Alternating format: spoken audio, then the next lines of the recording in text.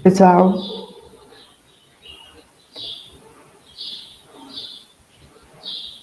Rafa, seu microfone está desligado. Eu achei.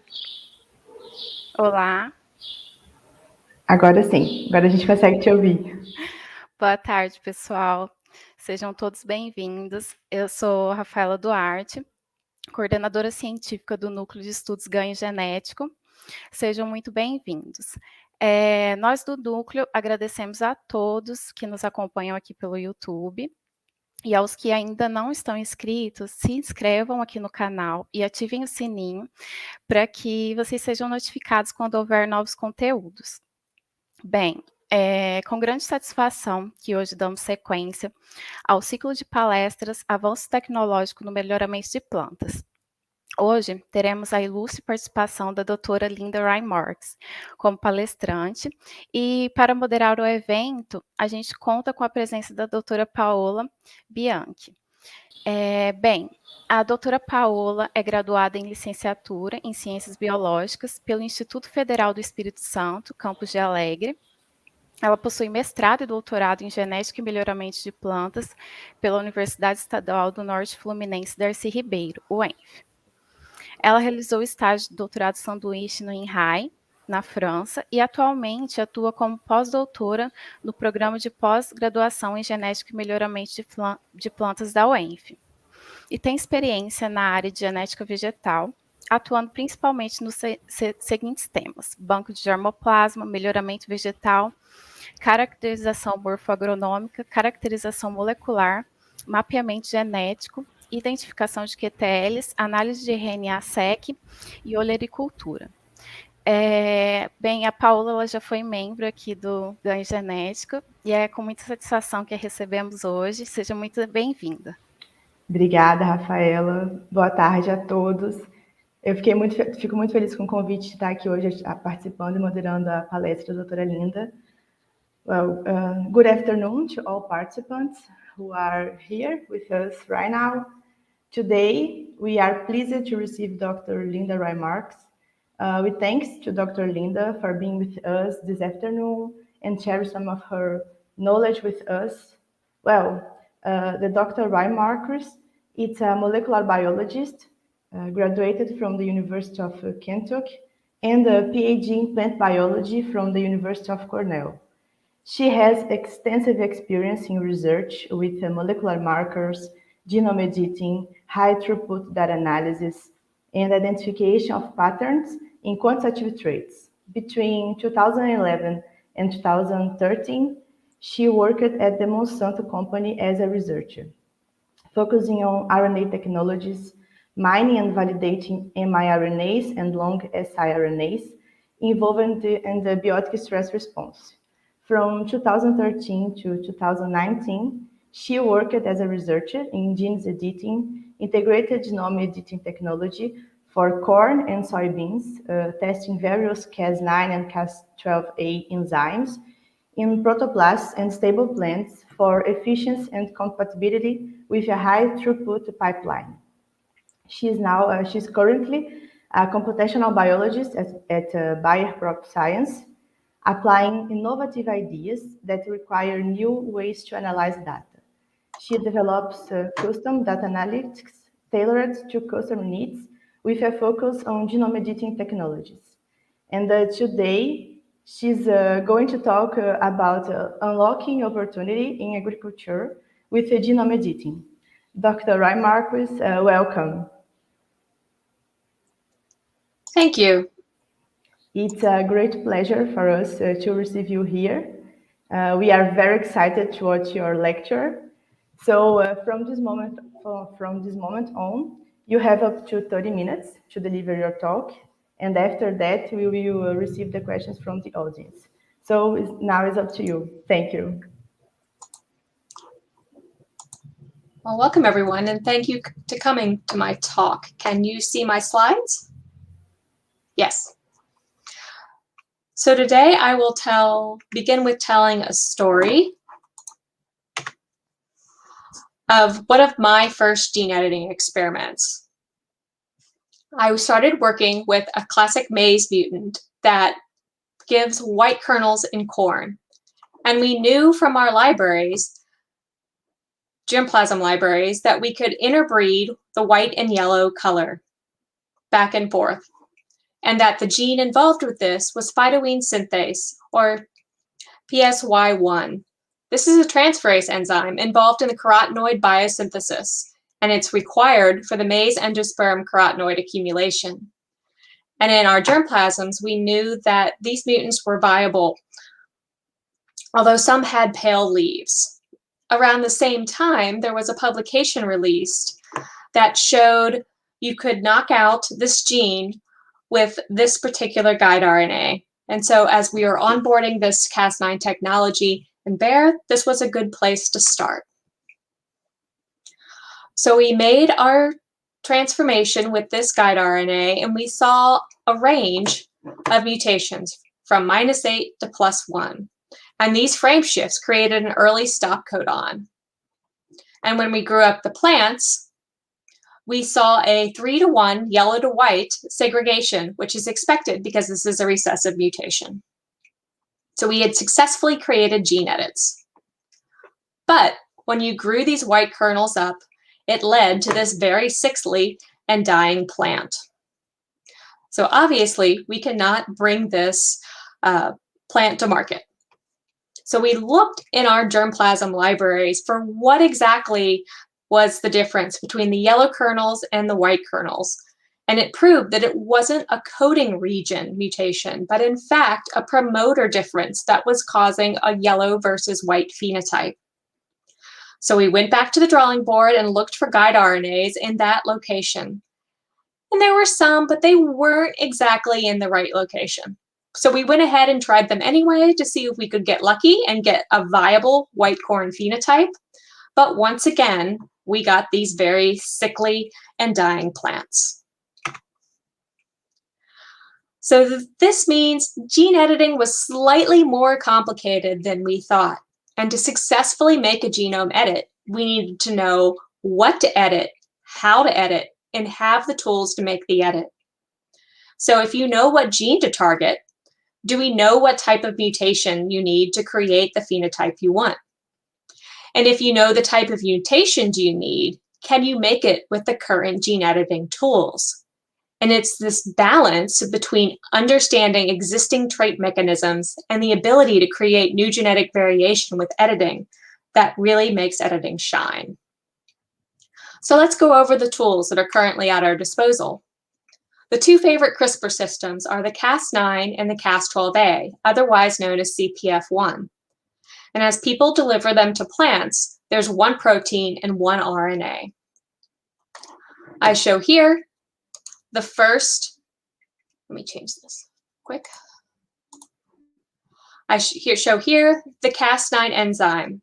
It has 20 nucleotides that give the specificity of the enzyme, and a guide RNA that helps the RNA bind the protein. The only specificity the protein has this self is this PAM region. For Pyogenes Cas9, this is an NGG. When a region in the genome matches the RNA and has a PAM, Cas9 will cause a cleavage. And you only need to change this RNA to change the specificity of the target. The Cas12a is a mirror image. Instead of the PAM and the guide RNA being on the 3', it's now on the 5'. And the Cas12a predominantly recognizes a TTTV, where V is anything but a T. It has a very short RNA that binds the protein, and a 23 nucleotide specificity that we can modify to target our genes of interest. So how do you choose between these two enzymes? It is really a matter of what PAMs do you need and what reagents are available to you. Pyogenes Cas9 is usually the workhorse, and it recognizes NGG, NAG, NG, and they now have a PAMless version, which I'll show in a minute. And there are other Cas9 species other than Pyogenes that will give even more flexibility to what PAMs you can use. Cas12a recognizes the TTTV, TTV, TATV, TYCV, the CCCV, and the CTCV when you take into account the wild-type Cas12as and their PAM variants. So one of the recent innovations in the Cas9 world is this SPRY mutant, which promises PAMless genome editing. So Pyogenes Cas9 currently recognizes the AGG in its wild-type form, but you can see this particular mutant is also having cuts on a TAA at 93%, a GAT at about 100%, an ACT at a very low 8%, and a TCA at 12%. So this opens up a lot more regions of the genome that we can use for editing. But this comes with a trade-off. If you don't have a PAM, you're slightly less specific, which gives you an more off-target potentials. And in this particular enzyme, you're also cleaving whatever tDNA that you're introducing to your plants. So Cas12a also has PAM variants that widen its specificity. And you can see this particular one is the MB2 Cas12a RVRR. So this enzyme normally recognizes the triple TV or the VTTV, but with its mutations, it opens up a lot more possibilities. What this means from a practical sense is where with the canonical TTTV, you may only be able to edit about 4% of your genome. With all the PAM variants, you can now edit about 25% of your genome. You can do more than just cut and edit your genome. There are also base editors which don't make a cut and will turn either a G to an A, or a U, a C to a T, or a T to a G. And these are created by putting a dead Cas9 either with a cytidine deaminase or an adenine deaminase. And they will mutate the C to a U, which will be repaired to a T, or an A to an I, which would be repaired to a G, allowing you to make very specific and predictable changes to your genome. Prime editing can be used to change, insert, or delete base pairs. Again, you take a dead CRISPR enzyme, but this time you fuse it with a reverse transcriptase domain, and you provide a template on your guide RNA. When this enzyme binds, it will reverse transcribe your template into your genome. And they've created small mutations, deletions, and insertions that are very specific to whatever template you add. You can also use the CRISPR systems to modify gene expression. You can take a dead enzyme and hook it up to a transcription factor modifier. If you target, your guide RNAs are targeting promoter, it will bind your promoter and influence your gene of interest. So this can work in either direction. If you want to increase the expression of your gene of interest, you can fuse Cas9 to an Arabidopsis histone acetyltransferase or VP46. If you want to downregulate your gene of interest, you can fuse it to an SDR-X domain, thus giving you fine gene control of your gene expression. So how do you deliver these reagents into your plants? Traditionally, plant transformation is by an agrobacterium mediated transformation, and this works with double-stranded DNA. You can also use the particle bun on double-stranded DNA, single or double-stranded or single-stranded DNA or RNA, or you can just deliver the CRISPR proteins and RNAs to the plant.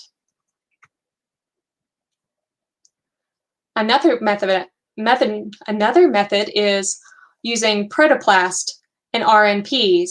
You can transform your protoplast with the RNP complex, in this case a Cas12a guide RNA complex, and regenerate the individual protoplast. And in 2.5 to 3 months, you can get an edited plant. The final method I'm going to describe is gene editing reagents delivered by plant viruses. So if you create a transgenic plant that constitutively expresses one of the CRISPRs, you can then infect the plant with an RNA virus carrying your gRNAs of interest. The virus will spread the guide RNA through the plant, and in the upper portions, you will have edited seed, which you can then harvest and plant out. And here's what this looked like. This is an infected plant where they were targeting the PDS gene. This is your wild type. It's nice and green. And when you edit the PDS, you get this bleaching phenotype. When you plant out that seed, you can see various levels of white seedlings, which is a very visible way to see that you have edited your plant. But unfortunately, it's also lethal. But it is a proof of concept. So now that you have a better idea of what some of the tools are and how to deliver them to the plants, how do you identify what you want to edit? So gene editing can help you there as well. If you have a GWAS screen or any sort of mapping experiment where you're trying to identify a gene of interest, you can find the regions that are specific to your phenotype and do a candidate gene search. Once you have a list of candidate genes, you can design guide RNAs for each gene with multiple per gene to make sure you have some edited. This is one example from the literature. They did a GWAS, like on the previous screen, and designed guide RNAs to all of their candidates. They used a pooling schema to put most of these various combinations of these, and they did transformed pools of agrobacterium into the plants. When they were genotyping the plants, they then sequenced the guide RNAs to figure out which plant had which reagent delivered.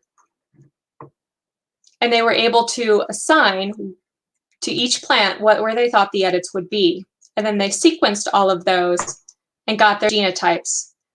And then were able to correlate the genotypes with the actual phenotypes. So overall, they were targeting 1,244 genes, influencing flowering, architecture, ear, and kernel. And they were able to successfully knock out 743 of them using this protocol. And 118 of these genes showed clear phenotypes, so they were able to link the phenotype to their genes of interest. So in some species, doing large mapping experiments are confounded by the fact that there are so many copies of a gene influencing a trait, such as gluten. So here they were trying to knock out all the genes that influenced gluten in wheat. So they created guide RNAs and transformed the plants and were able to knock out 35 of the 42 genes of interest in various combinations. So then they measured the gluten on all of those. This BW is the wild type, and they saw on some lines, when you knocked out genes, you actually caused increased gluten in the plants. And this has been observed before, that when you knock out one member of an enzyme in a system, sometimes you upregulate the others. But in other cases, they had a knockdown of the gluten in the plant. So this highly multiplexed approach was able to get them the phenotype they needed.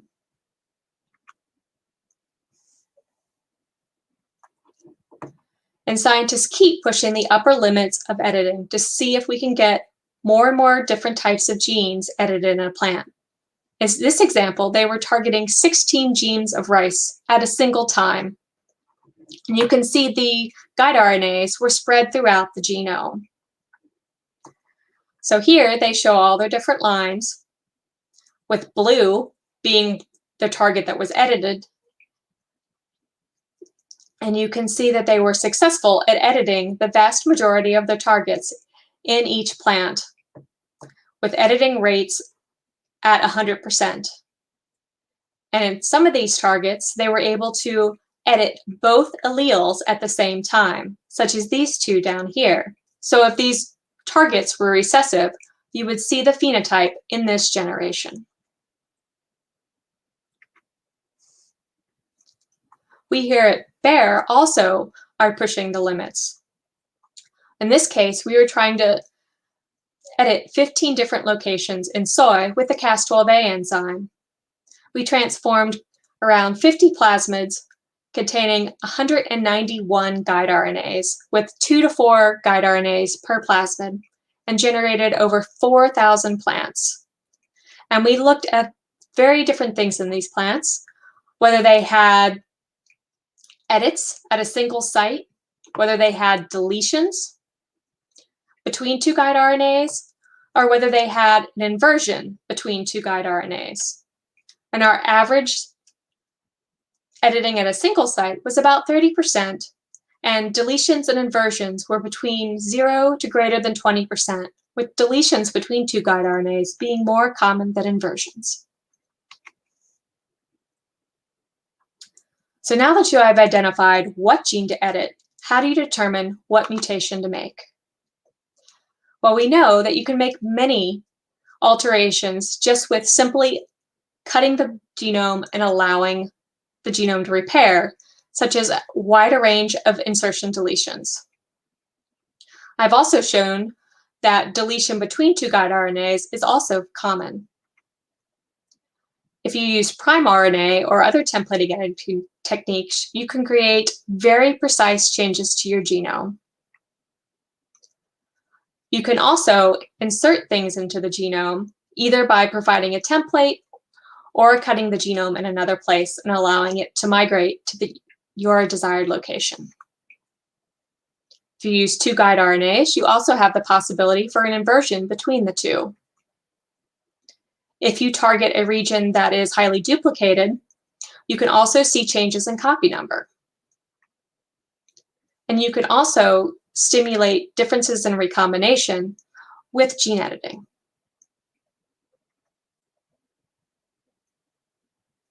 So using all those, you can either make changes to the protein or RNA or both.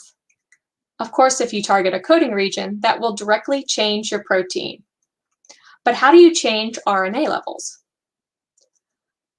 So by targeting the promoter, you can basically do in planta promoter bashing.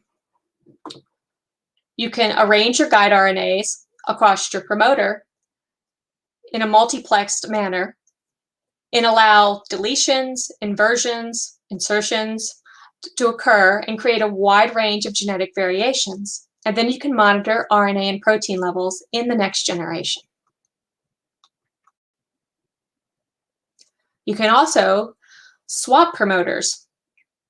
So in this region, they were looking at the Argos S8 gene, and we're trying to insert the GAS2 promoter, either by sandwiching it between the native promoter and cDNA, or by removing the native promoter and replacing it with this GAS2 promoter.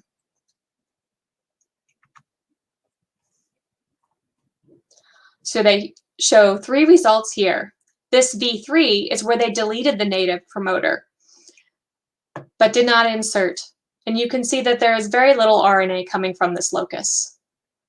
across your developmental stages. And in your wild type, you still see a low level of this gene, but they wanted to increase it. So the V1 and the V2 are either the insertion of the promoter between the native and promoter and the coding gene, or the replacement. In both cases, you see a much greater level of RNA than in your wild type. You can see this in the northern below. The wild type, if you squint, you can see a fine band. When you delete the promoter, you don't have any RNA expression. And then in your V1 and your V2, you have a much greater level of expression.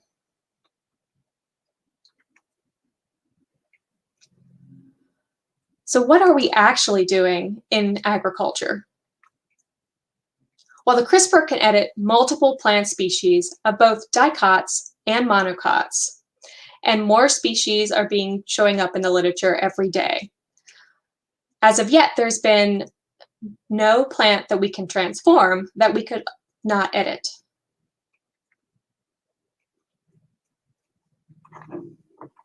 So what are people using editing to improve? So here's a pie chart of all the different projects from a 2020 publication. And the most of the traits they were going after were to increase agronomic value or to change food and feed quality. People were also editing for biotic stress tolerance, herbicide tolerance, creating edits and ornamentals, to enhance breeding, multiple traits, to increase industrial products, or abiotic stress adaptations. One potential option for this is they wanted to change oil quality, and they had a chromosome 8, chromosome 13 fast neutron translocation mutant they were trying to show the candidate gene for. So this mutant displayed high sucrose, lower oil, and wrinkled seeds. They thought this was due to the Cas12a, so they edited, or the Cas1, so they edited the Cas1 gene. And the Cas1 gene, like the fast neutron mutant, showed the wrinkled seeds and also displayed differences in sucrose and oil.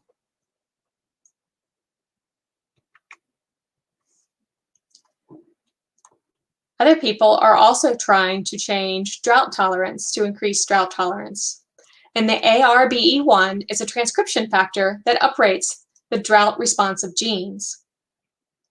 In the CRISPR-A system, if you remember, is where a dead Cas9 is hooked up to a transcription factor that will activate these genes. And you can see after 30 days of drought stress, the CRISPR-A plants are much greener than the wild type plants. And after recovery, they show a lot less damage. You can also see this over time in the water, in the relative water content. At 30 days, the CRISPR-A plants show more water than the wild type and more water in the recovery. As you can see in the recovery, these plants are not very healthy looking, and this is reflected in the biomass loss. So the wild type loses much more biomass than the CRISPR-A mutants. So what are some of the challenges that we face on bringing these CRISPR crops to market? The regulatory environment is very different depending on what country you're planning on creating a product in. Some countries define gene-edited crops are exempt from GMO regulation. Some are on a case-by-case basis. Some, like Canada, depend on what traits you're actually modifying. Some will treat CRISPR-modified crops as GMOs, and many others are still undergoing policy discussions.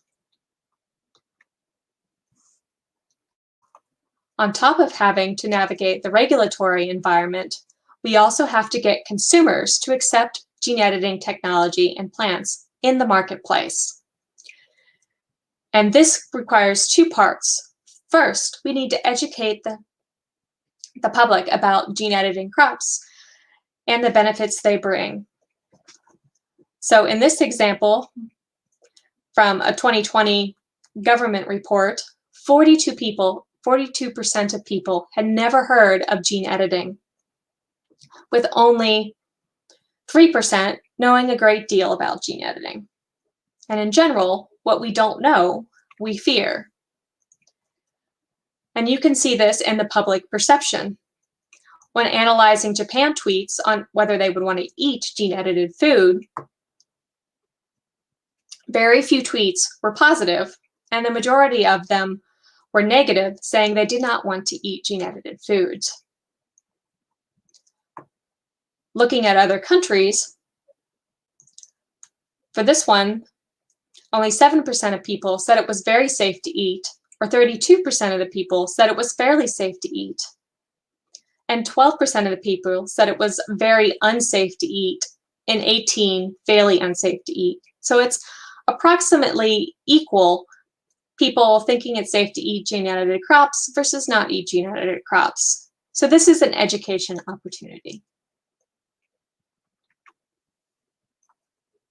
So in conclusion, to successfully make a gene edit, we need to know what to edit, how to edit, and have the tools to make the edit. There are a wide variety of CRISPR-based tools available that work in a wide variety of plants. Genome editing can be used for large-scale screens to identify candidate genes or confirm existing candidate genes. Gene editing can create a wide variety of agronomic important phenotypes. The regular policies around the world are still evolving, and these are critical on getting your product to market. And consumer knowledge and acceptance must be tackled to bring genome-edited crops to market. And with that, I can take any questions.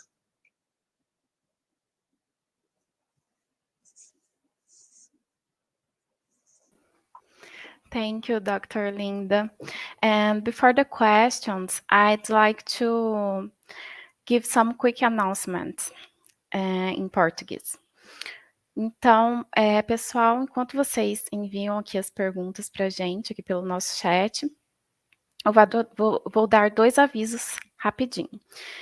Lá na nossa página do Instagram, estamos sorteando o livro Princípios de Genética Quantitativa. Então, quem ainda não está participando, vai lá na nossa página do Ganho, é só seguir as regras, comentar bastante, ficar na torcida. O sorteio ele vai ser realizado dia 25 de novembro, às 6 horas. Então, podem ir lá. E também fiquem ligados que nós sempre temos novidades lá na página do Ganho e teremos mais sorteios pela frente. E eu gostaria de realçar também que o processo seletivo de candidatos de mestrado e doutorado em genética e melhoramento de plantas da UENF já está aberto e as inscrições vão até o dia 30 de novembro, né, até o final do mês. Então, quem tem interesse é só entrar lá no site do programa. O link do site vai estar aqui na descrição do vídeo. Agora a gente dá continuidade ao evento. Devolvo a palavra à doutora Paola para dar continuidade e passar as perguntas para a doutora Linda. Obrigada. Dr. Linda, thank you so much for this wonderful presentation. Definitely this genome editing, it's a whole world. And well, now we have some questions, but I will be selfish and I will start with mine, just to enjoy. We know that we are now in a whole new era where we need to understand all the consequences of editing the genomes and fully involve scientists, breeders, governments, ethicists. So we have a lot of discussion about it. So which consequence do you think might happen with genome editing, like in a bad way or in a good way? What do you see for the future? That's one of the benefits of working in plants versus animals, is that every plants that make it to market have been carefully tested and studied.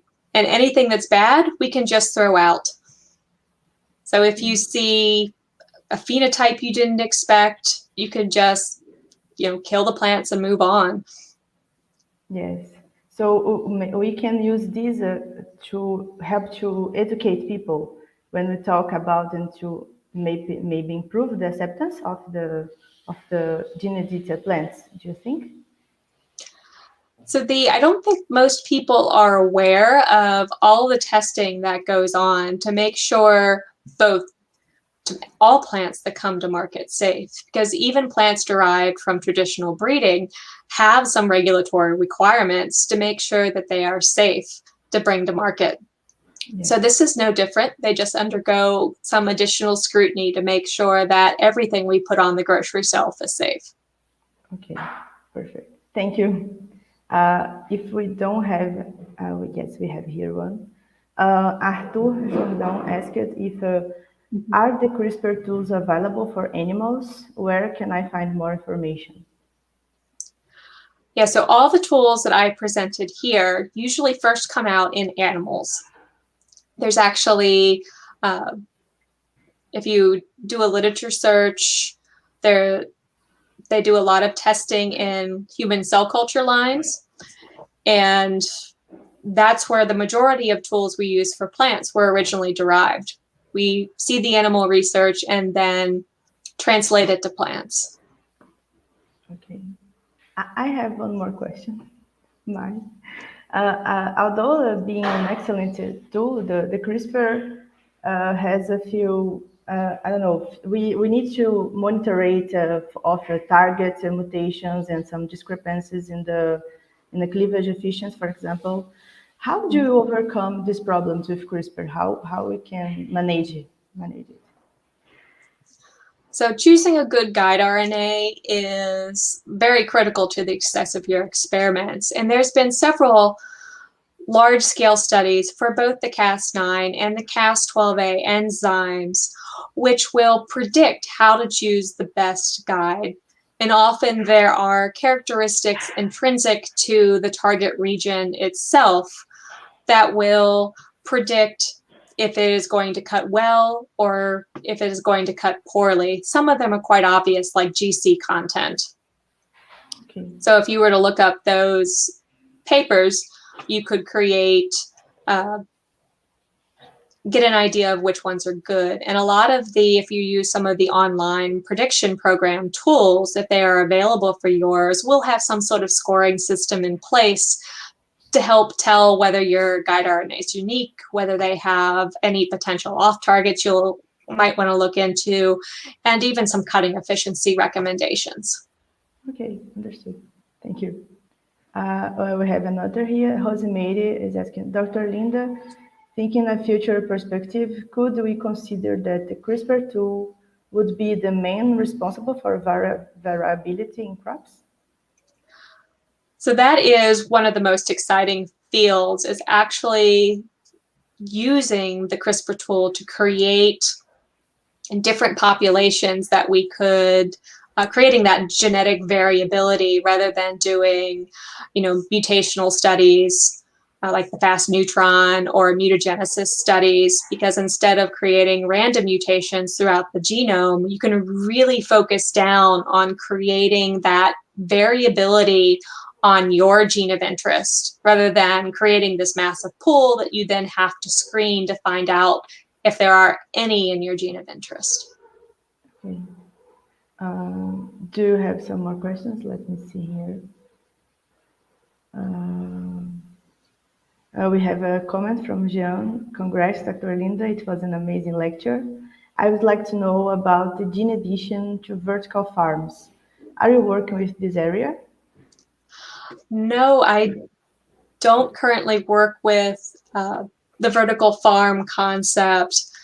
That is more in the veg area, I believe. I mostly work on corn and soy, which I think would be very hard to adapt to a vertical farm concept. Okay. But there are people who are working on that area. Pairwise comes to mind. Okay, so it's possible to work it. As long as you can transform the plant, you can make gene edits in those plants. And as long as you have hypotheses to test, there's a path forward. Okay, good. People, do we have some more questions? Well, I don't think so. So yes, Dr. Linda, we would like to thank you so much for this presentation, for sharing with us your knowledge and about the science that now it's so new and it's has been used. So thank you so much. Well, I will give the words to Rafa again. Thank you, Dr. Linda. Thank you, everyone, for coming to my talk. Thank you, Dr. Linda, again, for your presence. E obrigado, Paola, novamente também pela presença aqui. Foi muito gratificante ter vocês duas aqui. E é isso. Obrigada a todos que ficaram presentes até o final. E lembrando, quem curte o nosso conteúdo, por favor, deixem seu like, compartilhem nossos vídeos com seus colegas e fiquem por dentro que nós sempre temos novidades. Boa noite, até mais.